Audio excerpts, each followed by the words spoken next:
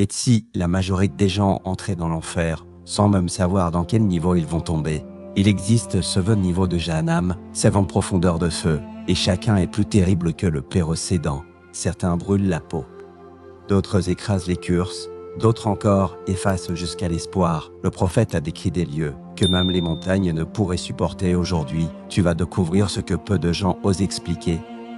Parce que ce que tu vas entendre pourrait changer ta vie ou sceller ton destin. L'eau d'Ela n'est pas une légende, ce n'est pas un symbole, ce n'est pas une métaphore. C'est une réalité plus certaine que cette vie elle-même.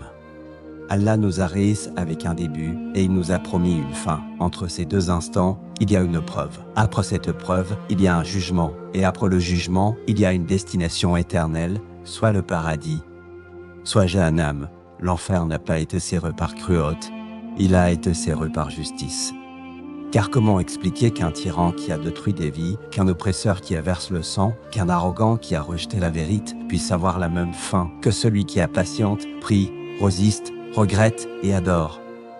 La justice divine exige une séparation, une distinction, une balance parfaite. Jahannam existe parce que le libre arbitre existe. Sans enfer, il n'y aurait ni responsabilité, ni sens au bien et au mal. L'enfer est la conséquence ultime de choix, répète, conscient, assume.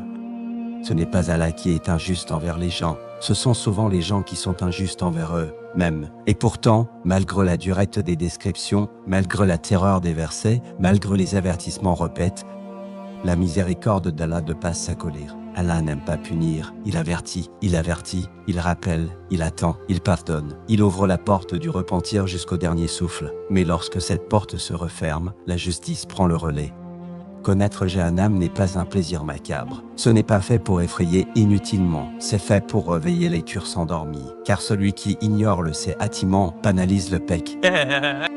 Celui qui oublie l'enfer se permet ce qu'il n'oserait jamais faire s'il voyait le feu devant ses yeux. Il faut aussi comprendre une vérité essentielle. L'enfer est à la fois une menace et une purification. Une menace pour ceux qui défient Allah avec arrogance. Une purification pour certains croyants pécheurs qui n'auront pas été totalement purifiés dans ce monde. Tous les habitants de l'enfer ne sont pas égaux. Tous n'y resteront pas éternellement. Mais tous goûteront à une réalité que nul ne peut supporter. Et c'est ici que se cache un secret terrifiant, que peu de gens prennent vraiment au sérieux. Jahannam n'est pas un seul lieu, c'est un monde à plusieurs profondeurs. 7 niveaux, 7 degrés de feu, 7 destinations selon les actes. Certains berroueront, d'autres seront brises, d'autres seront écrasés, d'autres encore tomberont sans fin. Et maintenant, il est temps d'ouvrir les portes de l'invisible et de descendre un à un dans les 7 niveaux de Jahannam. Présentation générale des 7 niveaux. Le mot Jahannam ne désigne pas simplement un feu. Ce n'est pas une simple flamme gigantesque. Jahannam est une création vivante, un monde entier fun pour le châtiment, une réalité invisible aujourd'hui, et plus réelle que tout ce que les yeux peuvent voir. Dans la langue arabe, le mot Jahannam évoque une profondeur abyssale, un gouffre sans fond, un lieu dont on ne distingue pas la fin. Ce n'est pas un feu posé à la surface, c'est une chute. Le feu de l'enfer n'est pas un feu ordinaire. Le prophète nous a appris que le feu de ce monde n'est qu'une infime fraction du feu de l'eau. Dès là, le feu terrestre béroule la peau. Celui de Jahannam béroule la peau, la chair, les os, le cœur et l'âme, encore et encore, sans jamais éteindre la conscience. Le bas, la douleur ne fait pas perdre connaissance. Elle est vécue pleinement. Jahannam n'a pas été serré après l'homme. Il existait avant même notre naissance. Avant nos péchés, avant nos choix, avant nos erreurs, il attend, il observe. Et lorsqu'un serviteur est juge, ce n'est pas un feu improvise qui l'accueille, mais une création ancienne, préparée, organise, hiérarchisée. Et le plus terrifiant, c'est que Jahannam parle.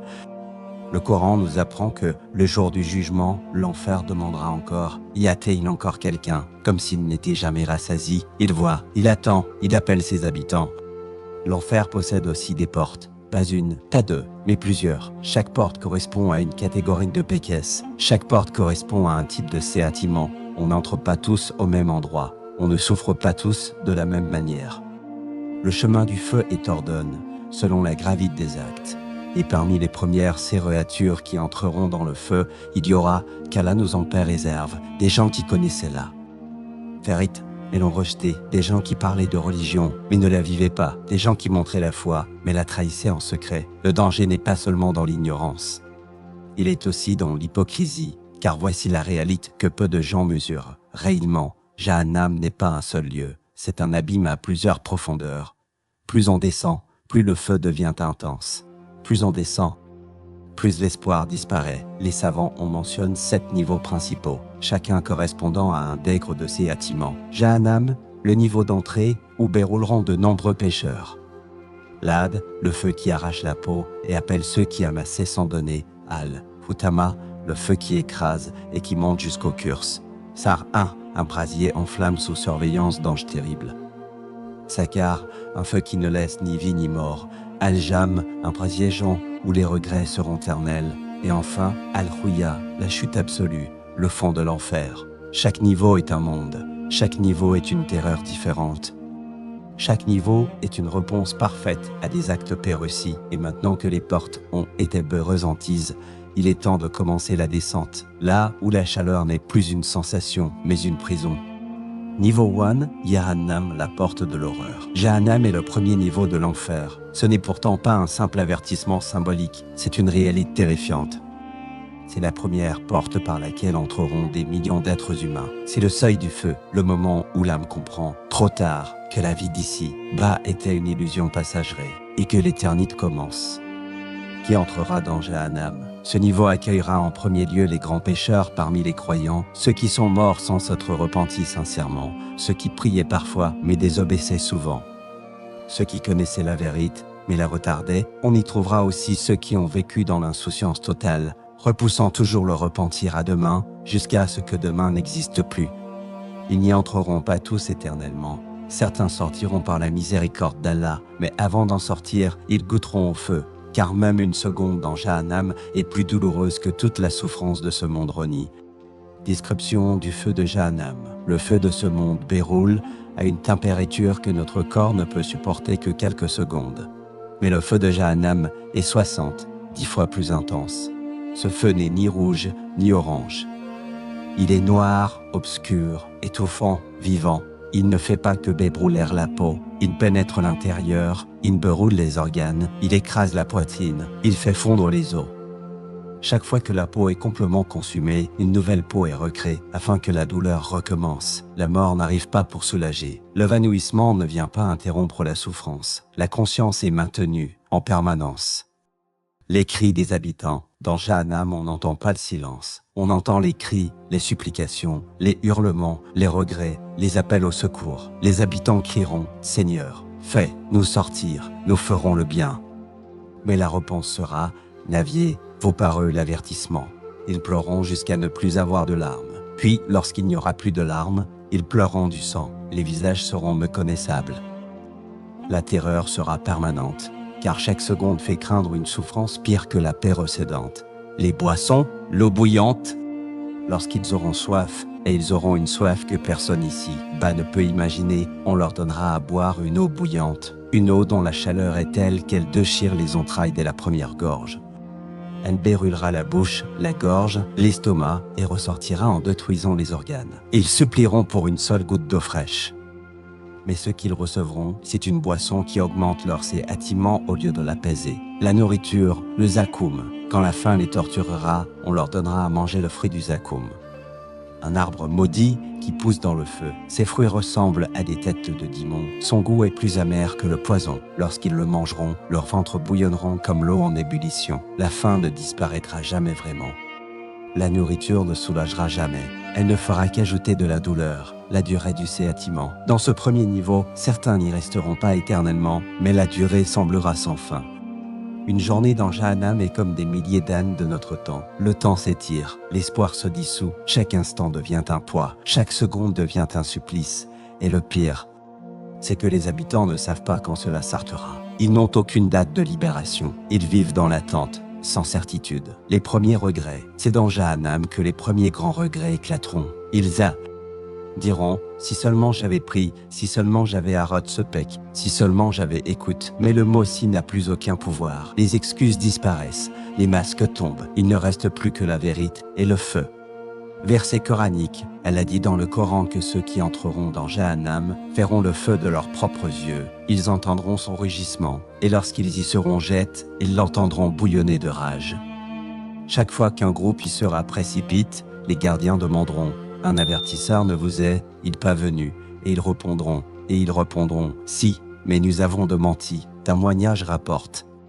Le prophète rapporte qu'un homme ayant connu le plus de plaisir sur terre sera plongé une seule fois dans le feu, puis on lui demandera « As-tu déjà connu un bonheur auparavant ?» Et il répondra « Non, par Allah. » Et qu'un autre qui aura connu les pires souffrances ici, entrera une seule fois au paradis et on lui demandera « As-tu déjà connu une douleur auparavant ?» Il répondra « Non, par Allah. » Cela montre une chose effrayante.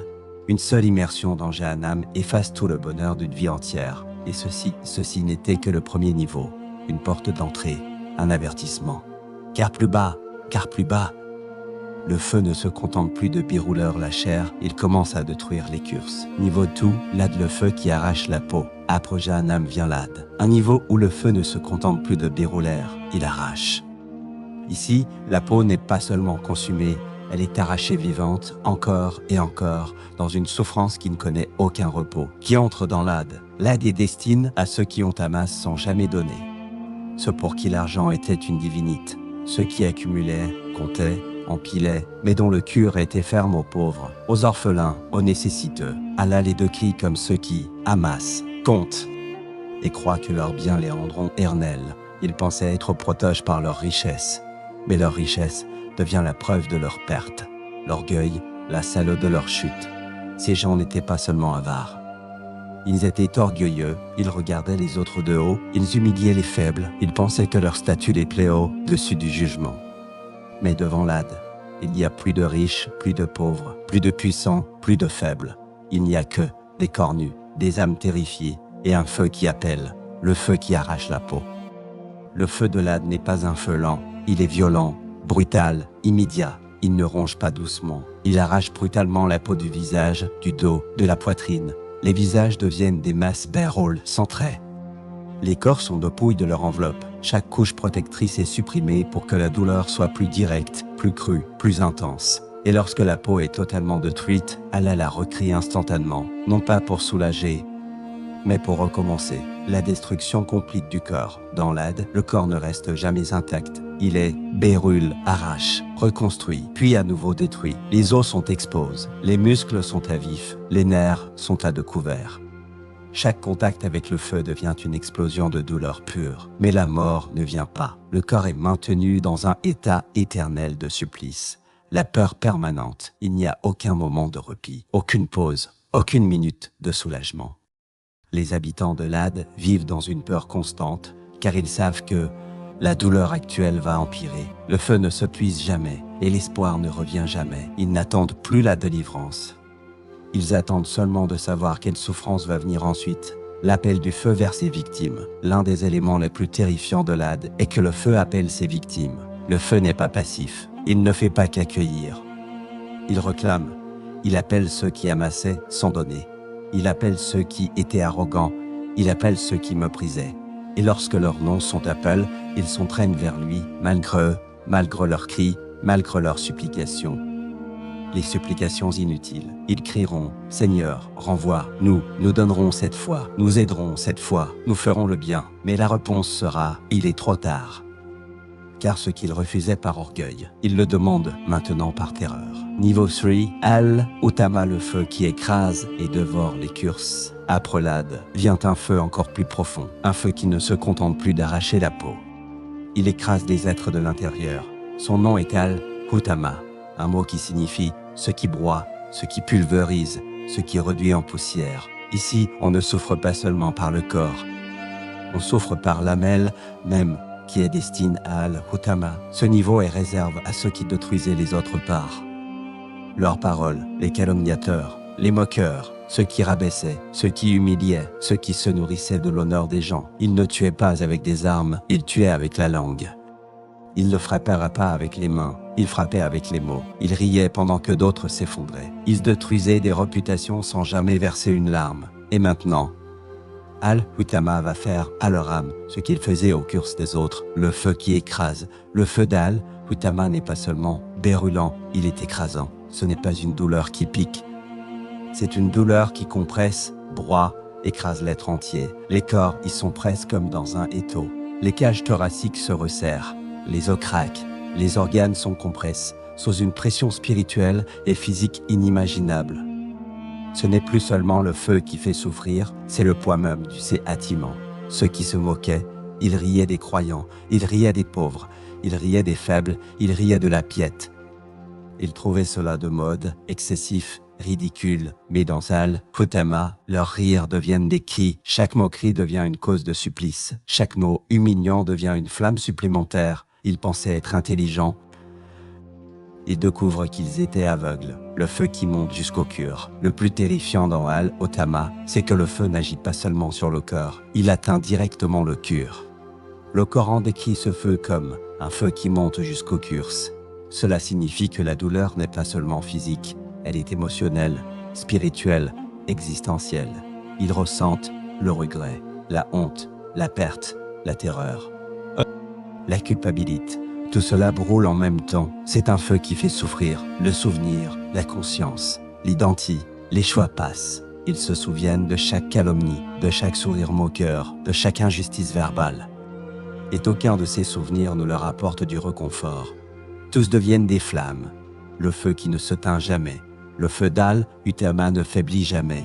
Il ne baisse pas, il ne se puise pas, il ne s'endort pas. Il ne s'endort pas.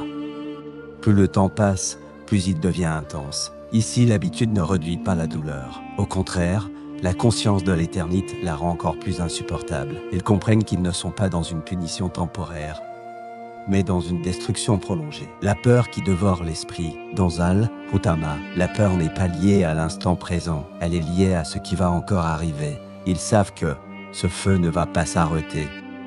Ce niveau n'est pas le dernier, et que ce qui vient après est pire. Alors leur esprit est continuellement terrorisé. Même lorsqu'ils brûlent, ils ont peur de brûler encore plus. Leurs paroles dans le feu.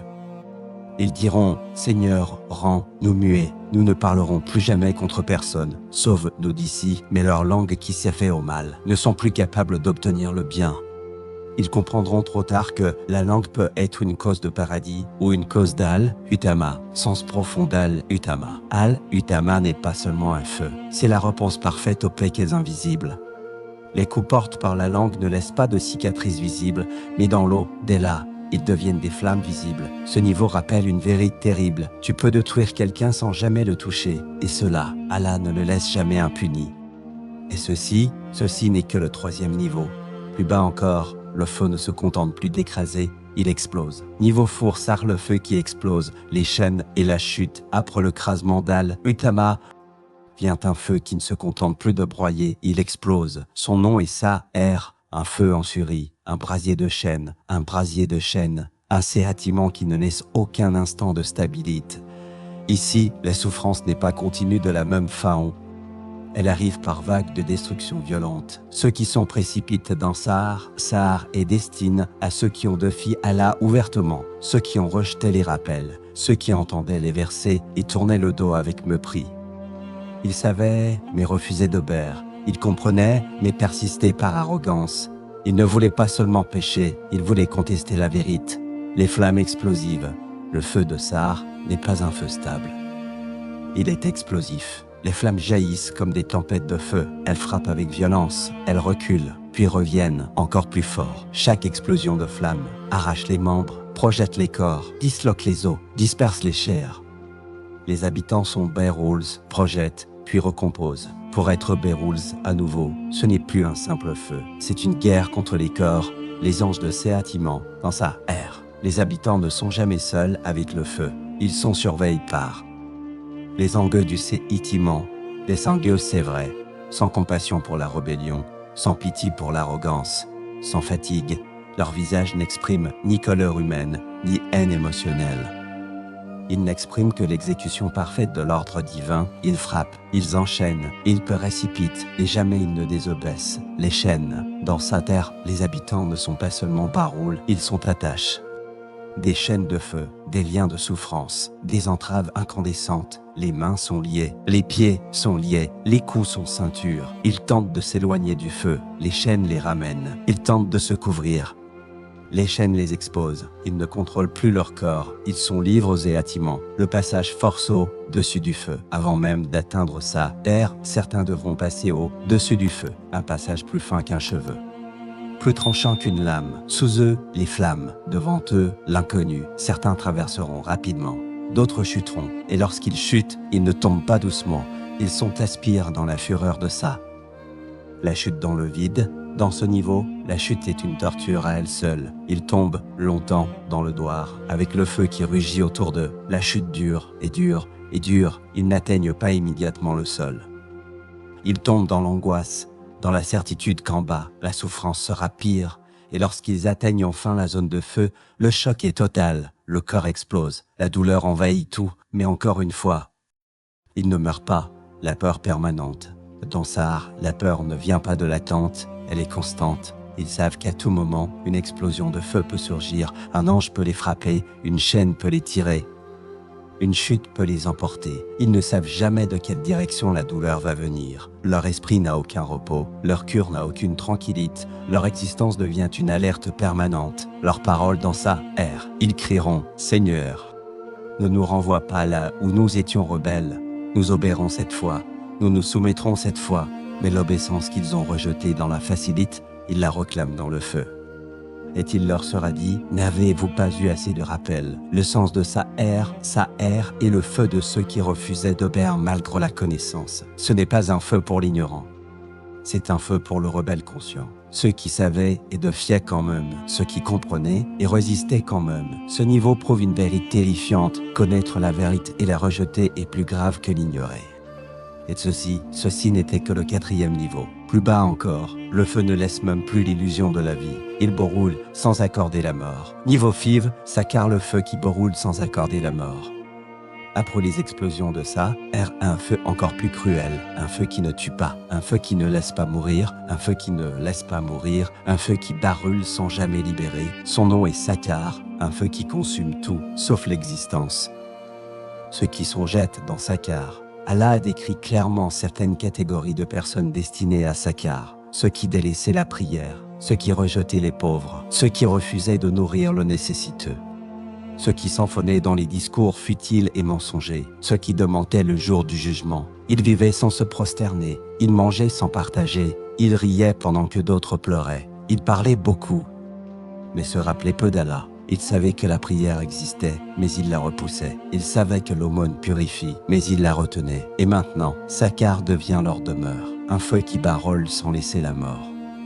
Le feu de Sakar ne fonctionne pas comme un feu normal. Il ne tue pas, il maintient en vie pour prolonger la souffrance. Il brûle la peau, la chair, les nerfs, les organes, mais il ne détruit jamais totalement l'âme.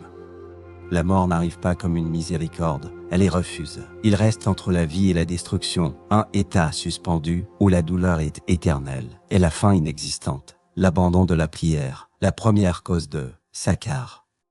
Parmi les causes majeures de l'entrée dans Sakar, il y a l'abandon de la prière. La prière est le lien direct entre le serviteur et son Seigneur. Couper ce lien volontairement, sans excuse, sans regret, est une rupture grave. Il disait « Je prierai plus tard, j'ai le temps ». Allah est pardonneur. Aujourd'hui, ils cherchent un seul moment de prosternation et ne le trouvent plus. Ils comprennent trop tard que la prière qu'ils repoussaient était peut-être leur seul bouclier contre Sakar, le rejet des pauvres et le refus de nourrir. Dans Sakar se trouvent aussi ceux qui voyaient la misère mais détournaient leur regard. Ils mangeaient à leur faim pendant que d'autres dormaient à faim. Ils avaient les moyens mais pas le cœur. Ils savaient que donner purifie, mais paix ferait accumuler. Aujourd'hui dans Sakar, la faim les ronge, mais aucune nourriture ne les apaise. La soif les consume. La soif les consume. Mais aucune boisson ne les soulage. Ils goûteront ce que c'est que d'avoir besoin et de ne recevoir que du feu. Le feu qui consume sans fin. Le feu de Sakar ne fonctionne pas par vagues, comme ça, air. Il est constant, étouffant, ininterrompu. Il n'explose pas, il mange lentement, il pénètre la peau, il s'insinue dans la chair, il progresse dans les os, il envahit la poitrine. Chaque instant ajoute une couche de brûlure supplémentaire. Chaque respiration est une douleur, chaque mouvement est un supplice. Ils voudraient rester immobiles, mais le feu les force à bouger. Ils voudraient crier, mais leur cri ne leur apporte aucun secours. la peur d'une libération qui n'arrive jamais. Dans Sakar, l'une des plus grandes tortures est l'illusion de la faim. Parfois, ils ressentent une légère accalmie et ils espèrent, ils pensent, peut-être que va s'arrêter. Mais cette illusion est brisée immédiatement, le feu repart de plus belle, plus fort, plus profond. Ils comprennent alors que Sakar ne donne pas d'espoir. Il ne fait que jouer avec le désespoir, leur regret dans Sakar. Ils diront, si seulement nous avions pris, si seulement nous avions donné, si seulement nous avions aide, si seulement nous avions cru, mais leurs si seulement ne sont plus des portes, ce sont des chaînes de regret. Ils se rappellent chaque priérette, chaque pauvre ignore, chaque avertissement rejet, et chaque souvenir devient une flamme de plus. Le sens profond de Sakar. Sakar nous enseigne une vérité effrayante, ce ne sont pas toujours les grands crimes spectaculaires qui mènent au pire feu. Ce sont parfois des prières abandonnées, des pauvres ignorent, des cœurs se ferment, des vérités rejetées par habitude. Sakar est la conséquence d'une négligence prolongée, d'une foi repoussée, d'une miséricorde méprisée. Niveau 6, Al-Jam, le brasier gigantesque, les regrets éternels et la porte fermée. Après Sakar, vient un feu qui ne joue plus avec l'illusion, un feu qui ne promet plus aucune accalmie, un feu qui annonce clairement une chose. Ici, le retour devient presque impossible. Son nom est Al-Jam, un brasier colossal, un feu immense, visible de reloin, un feu dont la seule vision plonge les âmes dans la terreur, avant même d'y entrer. Le brasier gigantesque, Al-Jam n'est pas un feu localisé, ce n'est pas une flamme ici ou là, c'est un ocean de feu, un continent de flammes, une mer incandescente qui ne connaît ni rive ni fin visible. Les vagues ne sont pas faites d'eau, elles sont faites de feu. Elles montent, elles retombent, elles se brisent sur les corps, elles engloutissent, puis elles recommencent, et chaque vague est plus déroulante que la peur recédante. L'air, lui, me met du feu. Respirer devient une torture. Inspirer est une brûlure. Expirer est une douleur renouvelée. Ceux qui suivaient les tyrans. Al-Jam est destiné à ceux qui ont suivi l'injustice en connaissance de cause. Pas seulement les tyrans, mais leurs suiveurs. Ceux qui soutenaient l'oppression, ceux qui justifiaient l'injustifiable. Ceux qui disaient « on n'a pas le choix, tout le monde fait pareil, je ne fais qu'obéir ». Ils vendaient leur conscience pour leur sécurité, ils sacrifiaient la vérité pour leur confort. Ils savaient que c'était faux, mais ils continuaient. Et dans Al-Jam, leurs chefs et leurs suiveurs se retrouvent ensemble, unis dans le séatiment, les regrets éternels. Dans ce niveau, le regret ne s'apaise jamais, il ne diminue pas, il ne s'emmousse pas avec le temps. Il devient une douleur permanente. Plus profonde encore que les flammes. Ils diront, si seulement nous n'avions pas obéi, si seulement nous avions résisté, si seulement nous avions dit non, mais leurs chefs leur répondront, ne nous blâmez pas. L'âmez vous-même, et à ce moment-là, ils comprendront qu'ils ont perdu la vérité, suivi l'erreur et détruit leur propre avenir éternel. Le regret devient une seconde combustion, une brûlure intérieure qui accompagne la brûlure du feu. La chute sans fin. Dans Al-Jam, la chute n'est pas seulement un passage, elle fait partie du séatiment. Il tombe encore et encore et encore. À chaque chute, ils pensent atteindre le fond, mais il n'y a pas de fond. Ils sont avalés par le brasier, rejettent, puis aptent de nouveau. Cette sensation de chute permanente détruit l'esprit. Elle enlève toute notion de stabilité. Ils ne savent jamais s'ils montent, s'ils descendent, s'ils s'emportent. Ils savent seulement qu'ils ne sont jamais en sécurité, la porte ferme. L'une des choses les plus terrifiantes d'Al-Jam, c'est la sensation de fermeture. Ici, les habitants ne sont plus dans l'attente. Les premiers regrets, l'aide le feu qui arrache la peau et détruit l'orgueil, Al-Futama, le feu qui écrase et atteint le cœur, serre, les flammes explosives et les chaînes. Sakar déroule sans permettre la mort, punition des négligents. Al-Jam, brasier gigantesque pour les suiveurs de tyrans. Al-Shouya, le fond absolu, feu noir, perte totale, désespoir éternel. Chaque niveau est une étape dans l'horreur divine, connue pour montrer la justice parfaite d'Allah. Chaque niveau est une léon, un avertissement pour la conscience humaine. Et chaque niveau rappelle que la miséricorde d'Allah existe encore pour ceux qui se tournent vers lui avant qu'il ne soit trop tard. Comparaison avec le paradis, la miséricorde d'Allah et l'espérance éternelle. Après avoir exploré les terribles profondeurs de Jahannam, il est essentiel de rappeler la lumière de l'espoir, le paradis, car Allah, dans sa justice parfaite, combine la crainte et la miséricorde. La miséricorde infinie d'Allah. Même après avoir décrit les séatiments les plus terribles, le Coran et les hadiths insistent sur la miséricorde immense d'Allah. Allah est plus élément que toute miséricorde humaine. Il pardonne tout à qui se repent sincèrement. Il ouvre ses portes aux plus humbles et aux plus repentants. Il ne suffit pas de craindre l'enfer, laquelle ne t'a de se tourner vers Allah avec un cœur sincère. Chaque pécheur qui se repent trouve une voie vers la lumière, même si ses fautes semblaient immenses. Pourquoi le paradis est plus vaste? Le paradis est décrit comme immense, vaste et haut, au-delà de toute imagination. Ses rivières, ses jardins, ses palais et ses joies sont incomparables au plaisir terrestre. Alors que l'enfer semble concentrer toute l'intensité du feu et du châtiment, le paradis est une expansion de lumière et de bonheur, une opulence infinie qui dépasse toute mesure humaine.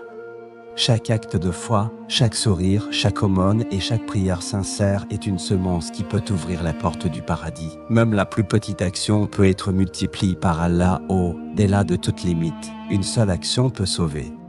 Parfois les gens pensent que leurs fautes passées sont trop lourdes, mais la réalité est que la miséricorde divine peut transformer n'importe quelle cure. Un simple acte sincère peut suffire à changer le destin. Une prière régulière, une aumône donnée dans le secret, une parole douce dite à quelqu'un dans le besoin, un repentir sincère, même pour de grands péchés. Chaque action tournée vers Allah est une cellule qui peut ouvrir les portes de la lumière et éloigner de l'obscurité. La porte du repentir toujours ouverte.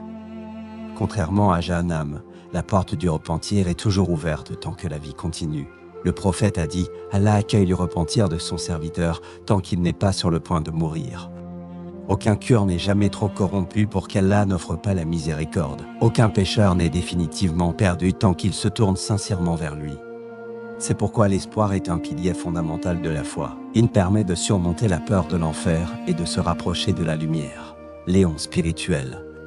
Cette comparaison nous enseigne. La crainte de l'enfer motive, mais l'amour du paradis inspire. La miséricorde divine dépasse tout châtiment, même celui des 7 niveaux de Jahannam. Une seule action sincère peut transformer le destin. Le repentir est toujours possible tant que le souffle de vie est périssant. En comprenant cela, nous comprenons que l'au-delà n'est pas seulement une question de pénition. C'est aussi une invitation constante à se tourner vers Allah, à purifier le cœur et à embrasser la lumière. Conclusion de ce segment.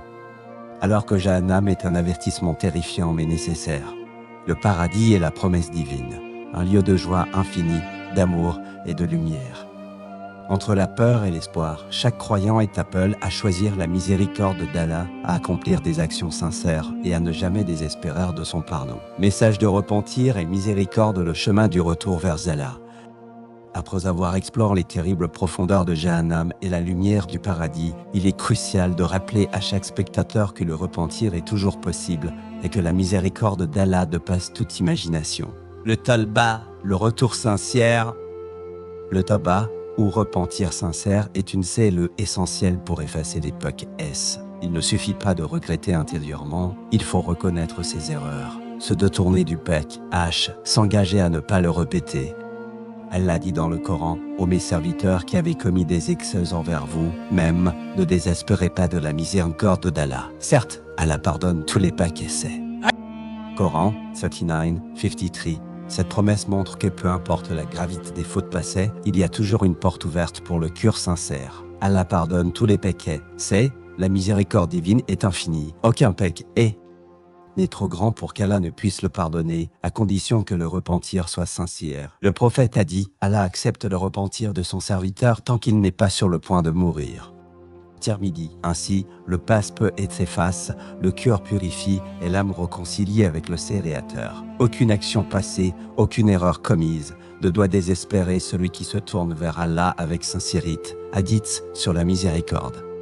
De nombreux hadiths rappellent l'ampleur de la miséricorde d'Allah. Le prophète a dit « Allah est plus joyeux du repentir de son serviteur que un d'entre vous qui retrouve sa monture perdue dans le désert. » Al-Bukhari et Muslim. Il a aussi dit « Quand le serviteur se repent, Allah se réjouit plus que 1000 serviteurs qui réussissent leurs actions. » Ce parole montre que le pardon divin est au-delà de toute mesure humaine et que la miséricorde dépasse largement le châtiment. Dernière chance, la vie sur terre est le moment de choix ultime. Chaque souffle est une occasion de se rapprocher d'Allah.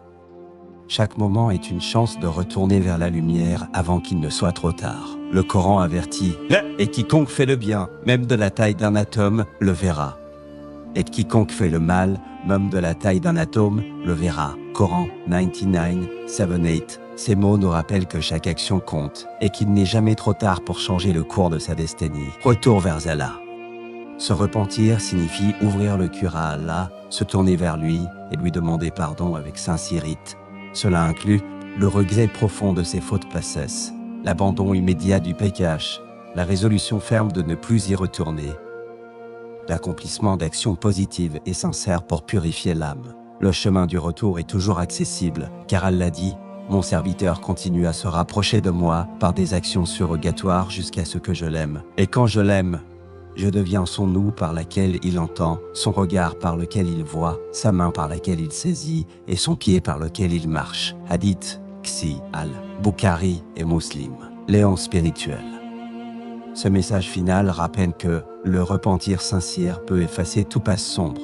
La miséricorde d'Allah est infinie et toujours accessible. Chaque action compte, même petite, si elle est sincère. Le temps de revenir est maintenant, avant que le souffle ne se teigne. Ainsi, même après avoir exploré les 7 niveaux terrifiants de Jahannam, chaque croyant peut espérer le paradis et tourner son cœur vers Allah. Conclusion de la vidéo. Après avoir décrit la peur et le séatiment, il est essentiel de laisser le spectateur avec de l'espoir et un appel à l'action spirituelle. Cette combinaison de crainte et d'espoir aurait un impact puissant et durable, invitant chacun à réfléchir, se repentir et chercher la lumière. Si cette vidéo t'a ouvert les yeux sur les réalités de l'eau, dès là, il est maintenant temps de transformer cette émotion en action concrète. Abonne-toi à la chaîne pour ne jamais manquer de rappels qui nourrissent l'âme et te rapprochent d'Allah. Aime cette vidéo si elle rappelle l'importance du repentir et de la miséricorde divine. Partage-la avec tes proches, tes amis ou quelqu'un qui a besoin d'entendre ce message, tu pourrais sauver une âme. Regarde d'autres vidéos de la chaîne pour continuer à te rapprocher de la lumière et à comprendre la voix d'Allah. Et surtout, fais une intention sincère dès maintenant. Oh Allah, aide-moi à me repentir, à rester sur le droit chemin et à agir avec sincérité pour toi seul. Chaque clic, chaque partage et chaque regard attentif peut devenir un acte de foi et de bienveillance qui rapproche ton cœur de la miséricorde infinie d'Allah. Ne laisse pas cette connaissance rester inactive, agis maintenant et transforme-la en lumière pour toi et pour les autres.